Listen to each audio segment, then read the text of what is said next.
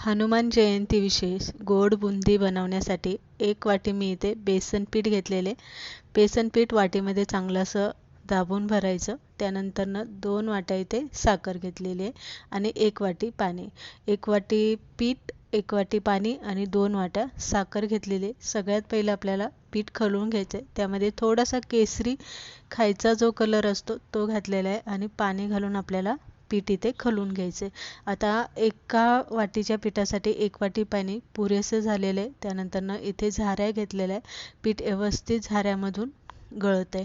त्यानंतरनं पाक बनवण्यासाठी 2 वाट्या साखरेसाठी त्याच वाटीने 1 वाटी आपल्याला पाणी घालायचं आहे आणि पाक हलका आपल्याला असा चिकट गुळगुळीत इथे बनवून घ्यायचा. एकतारी पाक आपल्याला इथे अजिबात बनवायचा नाही, फक्त चिकट पाक आपल्याला इथे बनवून घ्यायचा आहे. त्यानंतर त्यामध्ये थोडंसं आपल्याला केसरी कलर घालून घ्यायचा आहे. इलायची पावडर घालायची, 1 चमचा तूप घालायचं आणि पाक घालून साईडला ठेवायचे.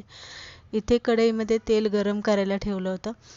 चांगलं तेल गरम झालं की एका वितीच्या अंतरावरती आपल्याला झाऱ्या उंचावरती धरायचं आहे आणि तेलामध्ये जेवढी बुंदी बसेल तेवढीच बुंदी इथे पाडून घ्यायची. बुंदी जास्त कुरकुरीत तळायची नाही आहे, तर थोडीशी अशी आपल्याला तिला नरम ठेवायची, जेणेकरून ती रसरशीत होईल. या पद्धतीने आपण इथे बुंदी बनवून घेतलेली आहे. आता हलकासा पाक आपण इथे गरम करून घेतलेला आहे. गरम पाकामध्येच गरम बुंदी आपल्याला घालून घ्यायची. पाक हलकासा गरम करायचा आहे आणि बुंदी व्यवस्थित हलवून घ्यायची.